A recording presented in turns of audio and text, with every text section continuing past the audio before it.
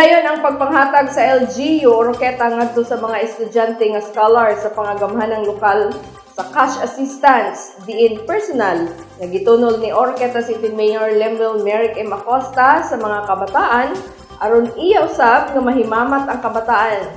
Unang midawat mao ang mga estudyante sa Misamis Occidental National High School niadtong Marso 19, 2024 dito sa Misamis Occidental National High School Covered Court.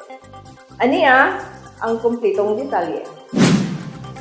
1,000 pesos matag usa ang nadawat sa 400 kapin ka mga estudyante sa Misamis Occidental National High School kon MONHS Oroqueta City nga gikan sa LGU Oroqueta isip allowance sa mga scholar sa pangagamhanang lokal. Pinaagi sa pagdumala sa Public Employment and Services Office kon PESO nga gipanguluhan ni Mark Artigas ug sa lig-ong suporta ni Oroqueta City Mayor Lemuel Merrick M. Acosta uban sa sangguniang panlungsod, nagpadayon ang naasing scholarship sa mga kabataan sa dakbayan sa Oroqueta. Gani, personal nga gitambungan o gitunol ni Mayor Acosta ang gamay nga kantidad aron usab iyang mahimamat ang kabataan ug mapaabot niya ang iyang mensahe. Matud pa ni Mayor Acosta nga bisan tuod gamay lang ang kantidad apan mao kini simbolo nga ang pangagamhanang lokal sa dakbayan sa Oroqueta nagpakita sa pagpakabana sa edukasyon o pagmahal ngadto sa mga kabataan.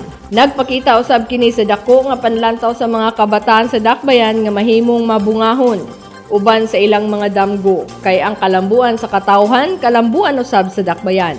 Mao kini ang panan-awon ug mahimong mahatagan sa katumanan kun muduyog ang tibuok katawhan ilabi na ang mga kabataan. Gusto na kasi ang susa ng nasyonal, ikailangan mag-umpisa ng asisusa.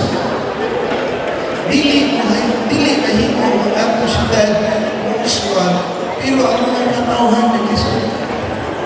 Ako na ihalagan ng edukasyon. Ang edukasyon sa Pilipinas, dili susama sa ubang nasod, bayan, sa tuwa, libre. Libre. Libre. Free. Now, tungod kay gihatag inato, dili inato usap-usapan.